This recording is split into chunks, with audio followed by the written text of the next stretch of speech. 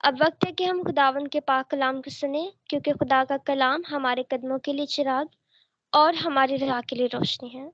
आमीन। खुदा अपने कलाम की हिकमत हम सबको अता फरमाए। अब मैं बड़े इज्जत और एहतराम के साथ पास्टर लतीफ जॉन को वेलकम करती हूँ। Welcome sir. बहुत बहुत शुक्रिया बेटा। खुदावंद आपको बरकत अता करे। खुदावंद के नहायत तहे दिल से शुक्रगुजार हैं जिसने हम सबको जिंदगी, सेहत और तंदुरुस्ती अता की है। तमाम परस्तारों के लिए हम दिल की गहराइयों से शुक्रगुजार हैं कि खुदावंद ने हम सबको ये बरकत, ये नेमत और ये तोड़ा अता किया है कि हम उसके हजूर प्रस्तश कर सके, उसकी तारीफ कर सके, उसके नाम को इज्जत और जलाल दे सके। मेरी तरफ से और मेरे घराने की तरफ से आप सबकी खिदमत में सलाम और आदाब पेश करते हैं और खुदावंद का शुक्र करते हैं जिसने आज हमें एक और मौका अता किया कि हम एक रूहानी खानदान की हैसियत से इस ऑनलाइन इबादत में शरीक होकर उसके नाम को जलाल दे सकते हैं। पास्टर मैथ्यूस वेस्टन के लिए भी हम शुक्रगुजार हैं जिन्होंने मेरे लिए दुआ की है। और आज गो की उनकी टर्न थी, लेकिन ये ख़ास रिक्वेस्ट की वजह से आज मुझे ये कलाम आज के दिन शेयर करना पड़ा। सो बहुत बहुत शुक्रिया भाई साहब। खुदावंद आपको बरकत अता करे। मैं तमाम बहनों को, भाइयों को, बेटे बेटियों को जो हमारे साथ फेसबुक पर लाइव मौजूद है और जो यूट्यूब पर जिंदा पाक कलाम को सुनते हैं, तमाम हाजरीन को और तमाम नाजरीन को जो आज इस खास इबादत में हमारे साथ शामिल हुए हैं। और ये ख़ास तौर पर मैं पास्टर नथानियल और सिस्टर ज़ेबा और उनके तमाम अजीज़ जो इस वक्त इस जगह पर हमारे साथ इस ऑनलाइन इबादत में मौजूद हैं, उनके घराने के लिए ये ख़ास आज की इबादत है। पास्टर नथानियल और उनके घराने के लिए ये आज का दिन जो है ये दुख की घड़ी है, क्योंकि उनके वालिद की आज एनिवर्सरी है, डेथ एनिवर्सरी है, और हम उनके साथ इस दुख की घड़ी में उनके साथ शरीक हैं। गो के हमसे जुदा हो जाने वाले हमारे साथ इस वक्त मौजूद नहीं हैं, लेकिन हम जब इबादत करते हैं तो हम उन्हें याद करते हैं और सबसे बढ़कर हम दुआ करते हैं अपने रूह की तसल्ली के लिए, क्योंकि हमारे अजीज हमसे जब जुदा हो जाते हैं तो वो लम्हा जो दुख का होता है, गम का होता है, वो बड़ा ही कठिन, दुश्वार और बड़ा मुश्किल लम्हा होते हैं। और आज जब हम उस दिन को याद करते हैं जब हमारे अजीज हमसे जुदा हुए थे, और ये लम्हा जो होता है ये मैं समझता हूं कि हर खानदान के साथ गुजरा है और उन घरानों में ये जरूर लम्हा आया होता है। हमारे अजीज हमसे जुदा हो जाते हैं और वो लम्हा बड़ा दुख का होता है, गम का होता है। और हम आज पास्टर नथानियल और उनके अहलो खाना के साथ एक रूहानी खानदान होने की हैसियत से उनके इस दुख में शरीक है। और ये शराकत हम इस तरह से उनके साथ शेयर करते हैं कि जब हम उनके साथ मिलकर उस रूहानी इज्तिमा में शामिल होते हैं और उस इज्तिमा में हम बड़े ये गीत जो गाए, ये ज़बूर गाए, ये लम्हा जो दुख का है, और जब हम खुदावंद के जिंदा पाक कलाम में से उनकी तसल्ली के लिए, बल्कि अपने रूह की तसल्ली के लिए जिंदा पाक कलाम में से जब हम पढ़ते हैं तो यकीनी तौर पर जो तसल्ली, जो इत्मीनान खुदावंद के जिंदा पाक कलाम को पढ़ने से, दुआ करने से, गीत गाने से, इबादत करने से तसल्ली मिलती है, वो शायद दुनिया की कोई और चीज और ताकत से हमें वो तसल्ली नहीं मिलती।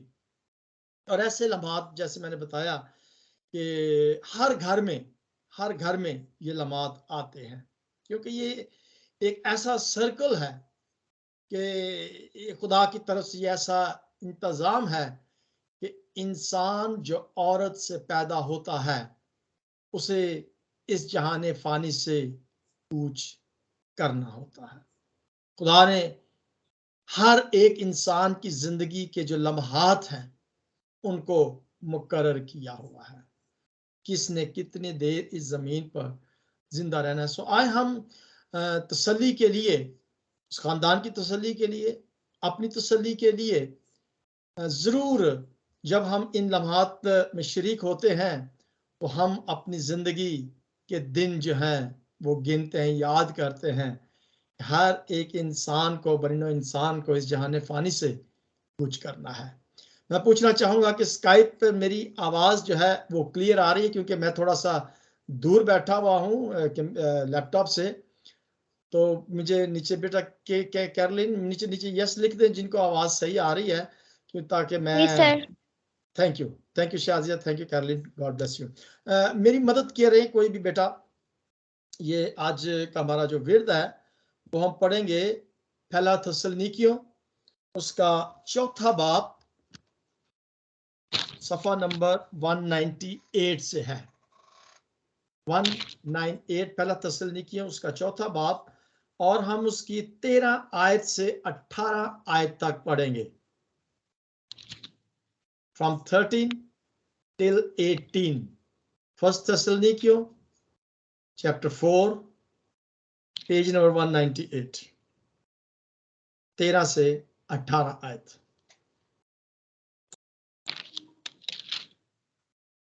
खुदावंद के पाक कलाम में कुछ यूं मरकूम है। ए भाइयों, हम नहीं चाहते कि जो सोते हैं उनकी बाबत तुम ना वाकिफ रहो, ताकि औरों की मानिंद जो ना उम्मीद है गम ना करो। क्योंकि जब हमें ये यकीन है कि यीशु मर गया और जी उठा, तो उसी तरह खुदा उनको भी जो सो गए हैं यीशु के वसीले से उसी के साथ ले आएंगे। सर 18 तक। जी 18 तक। चुनाचा हम तुमसे खुदावन के कलाम के मुताबिक कहते हैं कि हम जो जिंदा है और खुदावन के आने तक बाकी रहेंगे सोए हुए से हरगिज आगे ना बढ़ेंगे, क्योंकि खुदावंद खुद आसमान से ललकार और मुकर्रब फरिश्तों की आवाज और खुदा के नरसिंगे के साथ उतर आएगा, और पहले तो वो जो मसीह में मुए जी उठेंगे। फिर हम जो जिंदा बाकी होंगे उनके साथ बादलों पर उठाए जाएंगे, ताकि हवा में खुदावंद का इस्तकबाल करें, और इस तरह हमेशा खुदावंद के साथ रहेंगे। बस तुम इन बातों से एक दूसरे को तसल्ली दिया करो। खुदावंद के पाक कलाम को पढ़े और सुने जाने पर खुदावंद की खास बरकत हो। आमीन। खुदावंद का शुक्र हो। खुदावंद का शुक्र हो। आमीन। बहुत बहुत शुक्रिया बेटा कैरलिन, खुदावंद आपको बरकत अता करे। हम शुक्रगुजार हैं कि आपने खुदावंद के जिंदा पाक कलाम को पढ़ने से मेरी मदद की है, और तमाम बहन भाइयों की जिन्होंने इस खुदावंद के जिंदा पाक कलाम को सुना है। ये जिंदा पाक कलाम जो अभी आपके सामने पढ़ा गया है, हम सब ने इस हवाला को बहुत दफा सुना होगा, और बहुत दफा सुनने का मैं इसलिए कह रहा हूं कि ये अक्सर हवाला जो है ये उस वक्त पढ़ा जाता है जब कोई फ्यूनरल किया जाता है, जनाजा किया जाता है। और मैंने इस हवाले को ज्यादातर उस वक्त ही पढ़ा जब फ्यूनरल की, जनाजे की रस्म जो है उसे अदा किया जाता है। और बहुत सारे फ्यूनरल जो हैं जब मैं पाकिस्तान में था उस वक़्त किए, और आपने भी ज़रूर सुने होंगे फ्यूनरल पर जो सरमन अदा किए जाते हैं। ये खुदावंद का बंदा पौलुस रसूल यहाँ बड़े तसल्ली की बात, बल्कि बड़े राज की बात अपनी कलीसिया के साथ मुखातब होते हुए उन्हें यकीन की बात, भरोसे की बात जो है वो उन्हें बताता है। आज हम पास्टर नथानियल और उनके घराने के साथ मिलकर इस खास इबादत में शरीक हुए हैं। आज पास्टर नथानियल के और उनके घराने के इस दुख की घड़ी में हम उनके साथ शामिल हैं। उनके वालिद की आज बरसी है। ऐसी इबादत में हम अक्सर शामिल हुए होंगे और मैंने ऐसी इबादत ज़्यादातर उन अशखास की है, यानी कि फ्यूनरल उन लोगों का किया है जिनसे मैं वाकिफ था। वाकिफ से मुराद है मेरी कलीसिया के अंदर जब कोई डेथ हो जाती थी तो उनका जनाजा जब किया जाता था, तो जिसका जनाजा किया जाता था मैं उनको जानता था क्योंकि वो मेरे चर्च मेंबर हुआ करते थे। लेकिन बाज़ औक़ात ऐसे अशखास का भी फ्यूनरल किया गया जिनको मैं नहीं जानता था या किसी और कलीसिया के अंदर बुलाया जाता था कि जी फलां कलीसिया के अंदर किसी शख्स की डेथ हो गई है, तो हम चाहते हैं कि आप आएँ और वहाँ पर जनाजे की रस्म को अदा करें। मैं उस शख्स को नहीं जानता था, लेकिन हम इस बात को ज़रूर जानते हैं कि जो भी शख्स मर जाता है, बहन हो या भाई हो, हम मसीह में उनके भाई होते हैं या बहन होते हैं। यानी कि मसीह में वो हमारे भाई होते हैं या बहन होते हैं, यानी कि एक खास रिश्ता हमारा उनके साथ रूहानी तौर पर होता है। लेकिन वो मसीह पर ईमान रखते हैं और वो शख्स जो मसीह पर ईमान रखते हैं वो एक बात जरूर जानते हैं कि मसीह यस्सु में जो सो जाते हैं वो जरूर एक दिन उस रोजे अजीम के दिन उठेंगे। सो आज एक बड़ा जाती सा ख्याल मैं आपके साथ शेयर करना चाहता हूं इस मुश्किल घड़ी में, क्योंकि ये हवाला जो अभी पढ़ा गया है ये हवाला मेरे लिए बड़ा एक खास हवाला है, क्योंकि इस हवाले को पढ़ने से मुझे दिली तौर पर बड़ी तसल्ली मिलती है और मैं ये चाहता हूं कि ये तसल्ली जो जिंदा पाक कलाम मुझे देता है, खास तौर पर गम की घड़ी में, ये हवाला आज डेफिनेटली पास्टर नथानियल और उनके घराने को भी तसल्ली देगा। और नो डाउट हम जितने भी इस वक्त इस जगह पर मौजूद हैं, इस इबादत में शरीक हैं, ये हवाला आज हमें भी तसल्ली देगा, क्योंकि ये लम्हात हमारी जिंदगियों में भी आए होंगे। हमारा अजीज हमसे जुदा हुआ होगा, हमारा कोई भी प्यारा, कोई बहन, कोई भाई, कोई बेटा या कोई भी साथी या कोई भी अजीज जो है वो हमसे जब जुदा होता है तो वो लम्हात जो होते हैं वो बड़े दुख के, गम के, हमारा दिल जो है वो बड़ा जख्मी होता है, नढाल होता है, परेशान होता है।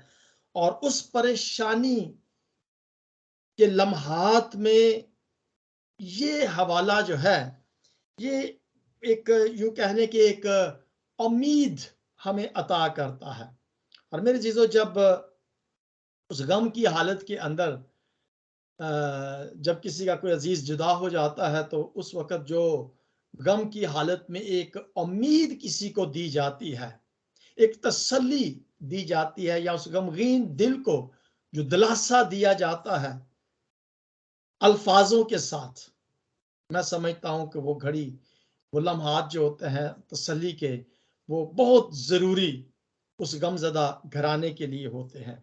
सो आज आपके साथ ये हवाला इसलिए बांटना चाहता हूं कि ये हवाला जो है ये हमें एक इसका जो, अगर मैं इसका टाइटल दूं तो इसका मैं टाइटल ये कहूंगा कि उम्मीद का गम, या यूं कह लीजिए कि गम के दौरान हमें एक ऐसी उम्मीद जो है वो मिल जाती है। यानी कि उम्मीद के साथ गमगीन या गमगीनी के वक्त में इंसान को जब उम्मीद जो है वो मिल जाती है। सो ऐसी उम्मीद जिसमें गम है और उस गम के अंदर उम्मीद मिल जाती है, यानी कि एक ऐसा गम कह लें जिसमें एक उम्मीद पाई जाती है।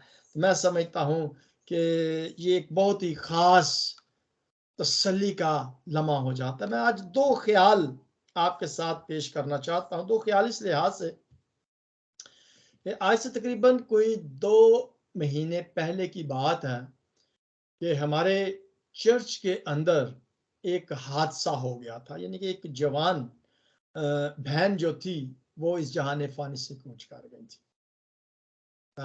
जर्मन फैमिली थी और वो फैमिली यूं कह ले कि मेरे इतने करीब थे, इतने अजीज थे कि जब मैं फर्स्ट टाइम चर्च के अंदर या जर्मन में गया था तो वो एक ऐसी फैमिली थी जिन्होंने मुझे प्यार किया, अपने साथ बिठाया, दोपहर के एक चर्च के बाद खाने पर लेकर गए और मुझे अपने घर में सुलाया। मेरी फैमिली जब आई तो मेरी फैमिली को अपने घर में बुलाया, तोहफे तोहफ़ दिए, उनको एयरपोर्ट से लेकर आए। यूं कह लें कि वो फैमिली मेरे दिल के बहुत ही ज्यादा करीब थे, अजीज थे। और जब ये गम का लम्हा उनके घर घर में हुआ, उनकी जवान 2 बेटियां थी उनकी, और एक बेटी जो थी वो उनकी शादीशुदा थी, और वही बेटी जो शादीशुदा थी वो इस जहान फानी से कूच कर गई। तो उसके बच्चे थे। नोहा उनका बेटा था, नोमी बड़ी थी, बेटी थी, और नोहा बेटा था। और वो उस वक्त जब 2010 की बात है, उस वक्त तो वो छोटे छोटे थे। तो लेकिन अभी 2020 में जब वो तो वो बड़े बड़े बच्चे हो गए थे।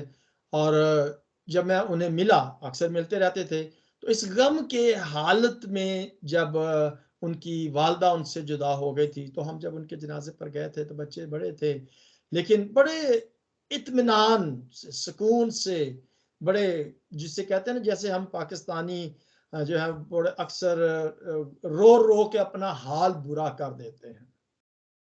उन बच्चों को उन बच्चों के जो दादा दादी है या नाना नानी थे उनको देखा, उनके अजीज़ कारब को देखा।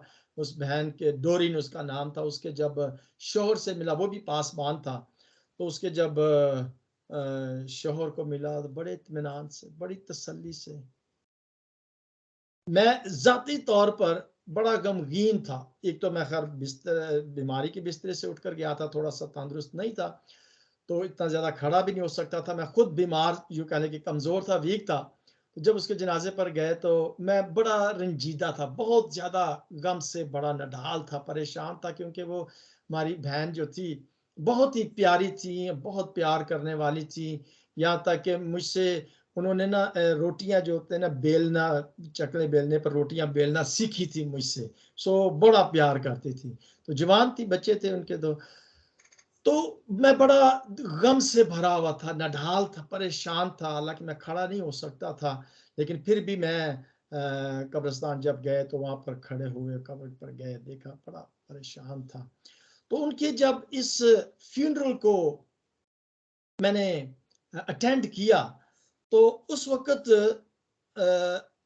बाप को जब चर्च के बाद हम मिले, तो गाड़ियों पर बैठ के, तो जब हम कब्रिस्तान जा रहे थे तो थोड़ी देर हम इंतज़ार कर रहे थे, बाहर साहब आ जाएँ, बॉडी आ जाए तो फिर गाड़ी में रख के ताकि कब्रिस्तान जाए। वो लम्हा जो हम खड़े हुए थे सारे आपस में, मिल रहे थे, उनको सब गले मिल रहे थे। तो मैं और मेरी मिसेस, बच्चे गए तो जब उनको मिले बातचीत जब हो रही थी, तो वहाँ पर बाप अपने बच्चों को डेफ़िनेटली गम से भरे थे। ख़ास तौर पर नाना-नानी जो थे, वो मेरे बड़े अज़ीज़ थे। वो भी अपने बड़े परेशान थे, बुज़ुर्ग थे, बच्चों को तसल्ली दे रहे थे, अज़ीज़ों को तसल्ली दे रहे थे। मैं बड़ा नढाल था, मुझे तसल्ली दे रहे थे। बाप अपने बच्चों को तसल्ली दे रहा था। तो वहाँ पर 2 सिचुएशंस जो थी, वो मुझे नज़र आईं। सो मैं आपको बताना चाहता हूँ कि बाप ने अपने बच्चों से जो गुफ्तगू कर रहा था, वो उन्हें यही कह रहा था कि मैंने यहाँ पर वो जुमला जो है वो लिखा है जो वो अपने बच्चों से कह रहा था। बाप नहीं चाहता था कि उसके बच्चे जो हैं वो बहुत ज़्यादा माँ के चले जाने से अफ़सुर्दा हों। डेफ़िनेटली दुःख होता है जब माँ चली जाए या बाप चला जाए या कोई भी अज़ीज़ जो है वो अ, फ़ौत हो जाता है, रहलत फरमा जाता है, तो फिर दुःख होता है, बच्चों को भी होता है। बच्चे जितने भी बड़े हो जाएँ, डेफ़िनेटली पास्टर तानियल है, उनके वालिद साहब थे या जैसे मेरी वालिदा थी या कोई भी, जब वो जुदा हो जाते हैं तो वो दुःख होता है, गम होता है, परेशानी होती है। लेकिन ये बाप जो था ये हरगिज़ और हरगिज़ नहीं चाहता था कि उसके बच्चे जो हैं वो किसी किस्म का भी कोई परेशान हो। यानी कि बाप नहीं चाहता था कि वो बच्चे गम करें। सो मैं इस बात पर बड़ा खुश भी हो रहा था कि बाप अपने बच्चों को तसल्ली दे रहा है। बाप अपने बच्चों को क्या कर रहा है? तसल्ली दे रहा है, और वो तसल्ली के अल्फाज क्या बोल रहा है?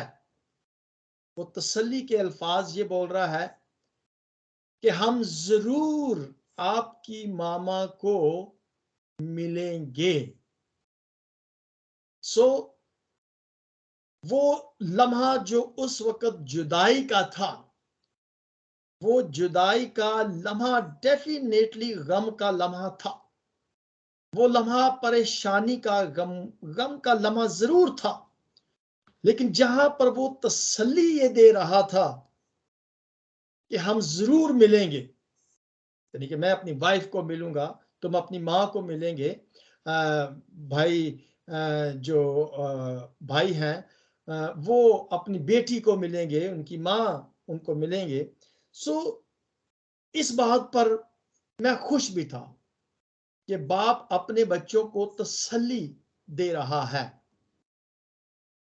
मैं इस बात को एकदम सोचने लग पड़ा कि हमारा आसमानी बाप भी हमें तसल्ली देता है। इस जिंदा पाक कलाम के अंदर जो अल्फाज लिखे गए हैं, ये अल्फाज हमारे आसमानी बाप के हैं, और वो बाप आज हमें तसल्ली दे रहा है। ये जिंदा पाक कलाम के अंदर जिस तरह से वो बाप अपने बच्चों को माँ के रहलत फरमा जाने की वजह से तसल्ली दे रहा था, इसी तरह हमारा आसमानी बाप हमको इस जिंदा पाक कलाम के अंदर इन अल्फाजों से तसल्ली दे रहा है। लेकिन कुछ ऐसे खानदान, वहां पर ऐसे लोग भी मौजूद थे, और डेफिनेटली तसल्ली वो ही अपने बच्चों को देते हैं जिनका ईमान, जिनका यकीन, जिनका भरोसा खुदावंद यीशु मसीह पर होता है। लेकिन जिनका ईमान, जिनका यकीन, जिनका भरोसा खुदावंद यीशु मसीह पर नहीं होता, वो अपने बच्चों को तसल्ली नहीं दे सकते, और नहीं देते क्योंकि उनके पास उम्मीद नहीं है। लेकिन तसल्ली वो देते हैं जिनके पास एक उम्मीद होती है।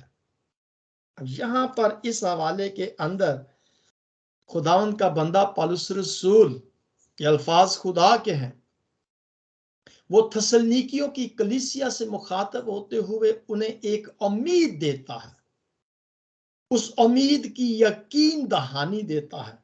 कहता है कि हम नहीं चाहते कि जो सोते हैं उनकी बाबत तुम ना वाकिफ हो।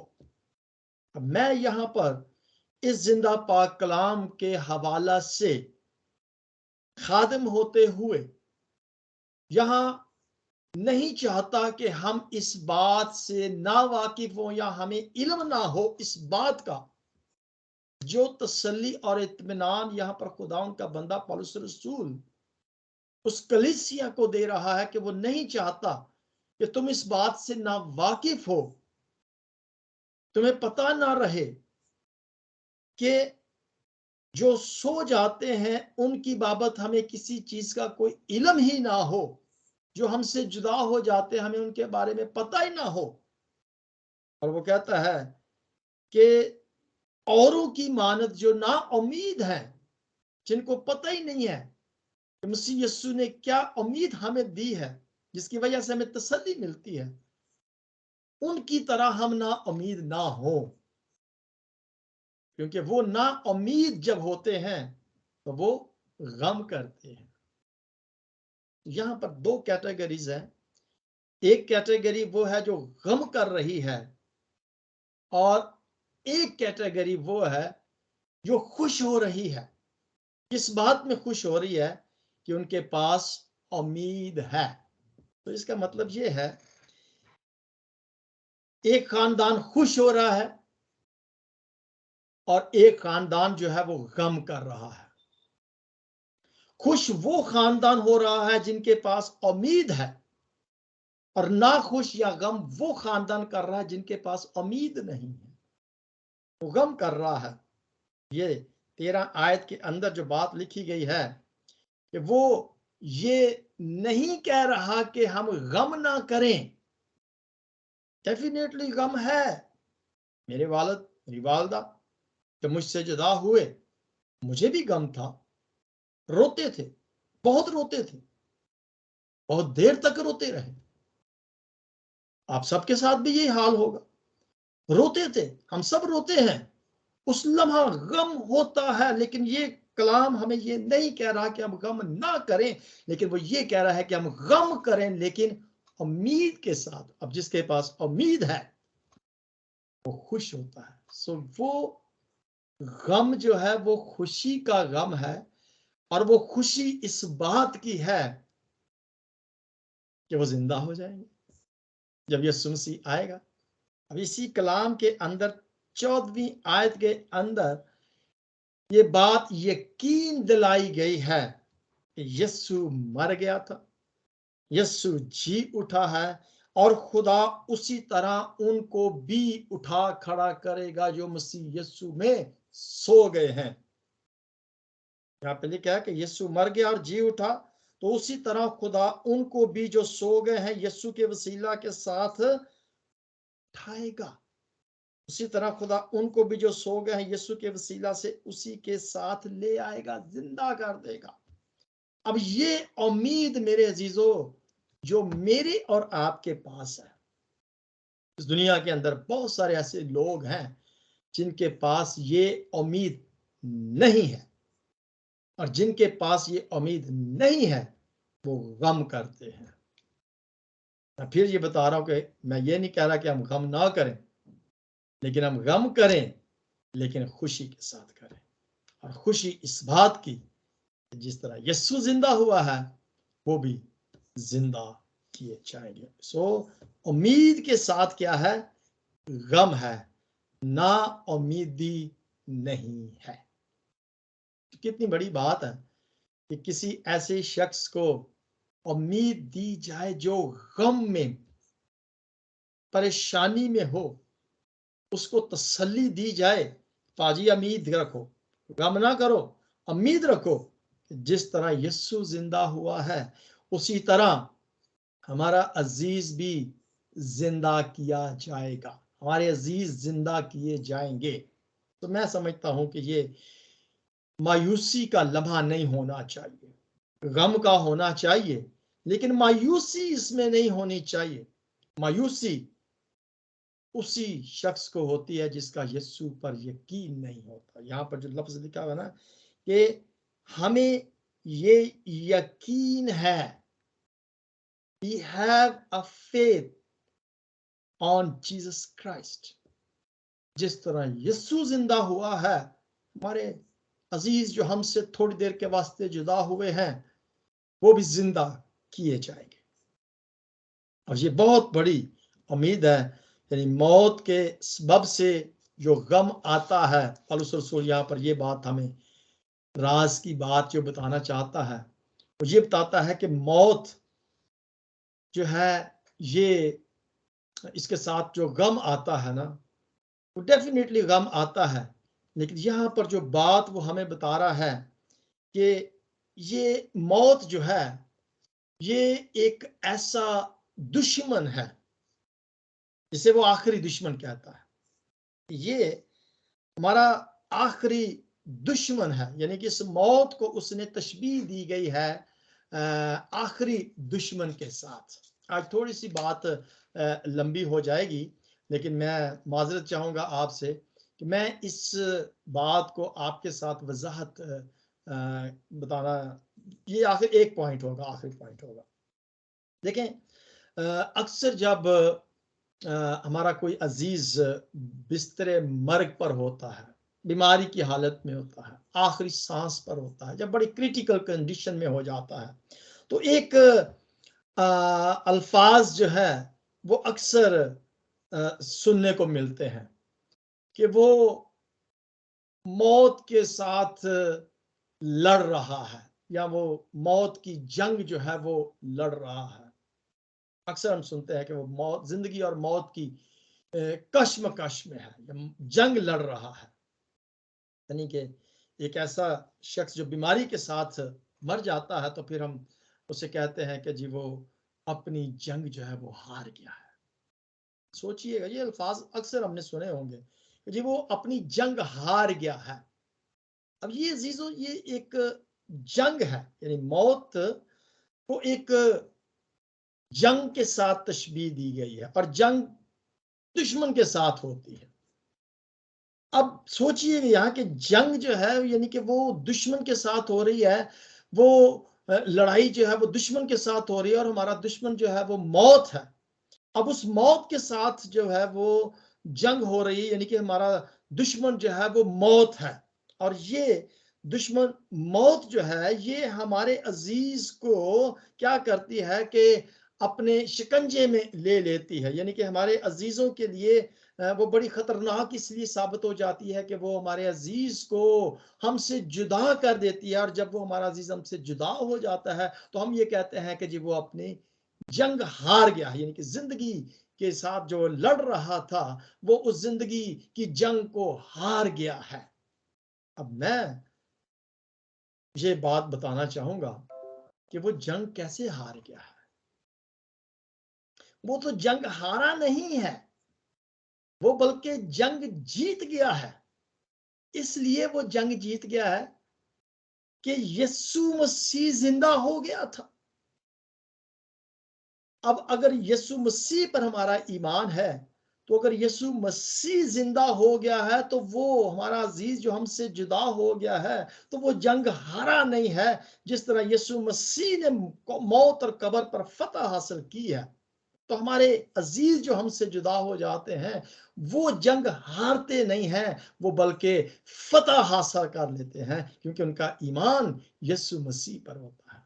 और अगर हमारा ईमान यीशु मसीह पर है, तो जिस तरह यीशु मसीह जिंदा किए गए हैं, इसी तरह मेरे अजीजों हमारे अजीज भी जो है वो क्या होंगे, वो जंग जीत जाएंगे जब यीशु मसीह जो है इस जमीन पर हमें लेने के लिए आएंगे। सो वक्ती तौर पर ऐसे लगता है कि जी वो जंग हार गया है, मौत आ गई है और रहलत फरमा गया है। लेकिन मेरे अजीजों, असल में अगर तो मसीह यस्सु पर ईमान है, तो याद रखें कि यीशु मसीह जंग हार गया था। जब वो रहलत फरमा गए थे, तो क्या वो हार गए थे? नहीं, यीशु मसीह हारे नहीं थे। अगर हमारे फाता यीशु मसीह फाते हैं, तो फिर कभी भी इस मौत पर गमजदा ना हुआ करें, खुश हुआ करें, क्योंकि यीशु मसीह हारा हुआ यीशु मसीह नहीं है। हमारा यीशु मसीह फाते है, जीता हुआ है, वो जंग को जीते हुए। सो हम भी जीते हुए हैं। सो ये लम्हात गम के हैं, लेकिन इसके अंदर उम्मीद की जो खुशी है, ये उम्मीद की खुशी मैं समझता हूं कि हम सब के पास होनी चाहिए। सो ये इस 14 आयत में जो हमने पढ़ा है कि यीशु मर गया और जी उठा, तो उसी तरह खुदा उनको भी जो सो गए हैं यीशु के वसीला से उसी के साथ ले आएगा।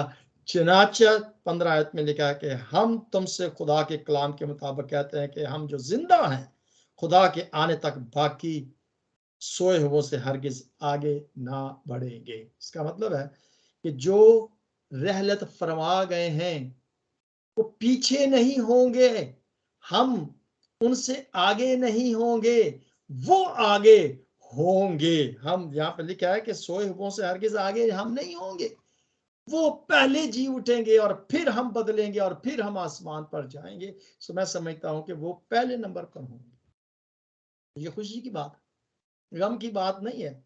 सो गौर करें, यीशु जब मरा वो जंग हारा नहीं था, वो जंग जीत गया था। इसीलिए हम मसीह जंग हारते नहीं हैं बल्कि हम जंग जीत जाते हैं। और गम होता है सो गम हारने वालों को मिलता है, जो जीतने वाले हैं उनको गम नहीं मिलता, उनको खुशी मिलती है। सो हमारी उम्मीद ये है कि वो जो मसीह में सो जाते हैं वो जिंदा किए जाएंगे। सो आज बड़े तसल्ली के साथ, बड़े इत्मीनान के साथ हम इस सोगवार खानदान को, जो मैं ईमान रखता हूं कि वो इस वक्त गमज़दा नहीं होंगे, परेशान नहीं होंगे, और होना भी नहीं चाहिए, क्योंकि हमारा ईमान यीशु मसीह पर है। और अगर हमारा ईमान यीशु मसीह पर है तो हमें खुश होना है कि हमारे वो तमाम अजीज जो हमसे जुदा हुए हैं, हम उन्हें ज़रूर आसमान पर मिल सकेंगे। और ये जुदाई वक्ती तौर पर है। ये वक्ती तौर की जो जुदाई होती है ना, ये कोई माने नहीं रखती, कोई माने नहीं रखती। जैसे हमारे बहुत सारे बहन भाई जब पाकिस्तान से यूरोपियन कंट्री में आते हैं ना, तो वो अपने अजीजों से जुदा हो जाते हैं। अब उन पेपर्स को लेने के लिए क्या टाइम लगता है ना, 1 साल 2 साल 3 साल 4 साल, पता नहीं 10-10 साल लग जाते हैं उन डॉक्यूमेंट्स को लेने के लिए। जैसे असाइलम के केस को दायर कराते हैं, तो जब तक वो केस ओके नहीं होता, पेपर्स नहीं मिलते, वो जुदाई रहती है। सो वो जुदाई वक्ती तौर की जो होती है उसमें गम होता है, परेशानी होती है, लेकिन उन डॉक्यूमेंट्स के मिल जाने के बाद खुशी होती है जब वो अपने वतन वापस जाते हैं, पाकिस्तान जाते हैं और अपने अजीज़ोकारों को मिलते हैं। तो इसी तरह मेरे चीजों, हम भी इस दुनिया के अंदर असाइलम किए हुए हैं। पेपर्स, डॉक्यूमेंट्स जो है वो हमने केस दायर किया हुआ है। हमारा वतन असल में आसमान पर है।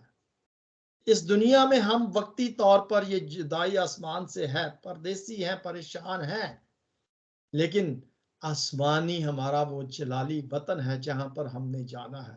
और उस वतन पर जाने के लिए ये जुदाई जो थोड़ी देर के लिए हमारी है, इस जुदाई के अंदर हमने उम्मीद रखनी है।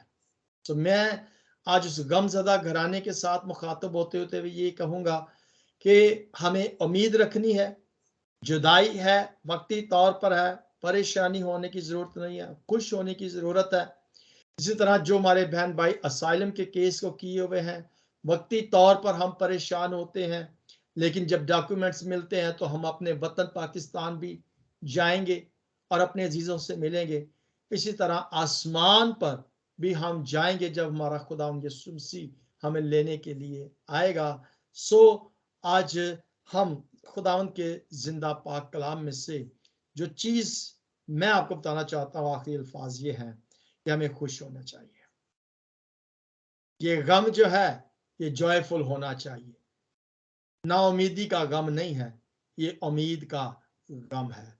और ये उम्मीद का गम हमें तसल्ली देता है। इसी तसल्ली के साथ हम दुआ करेंगे इस पूरे घराने के लिए, तमाम गमज़दा घरानों के लिए मैं दुआ करूंगा, और उसके बाद बेटी क्यूरिया मीटिंग को लीड करेगी।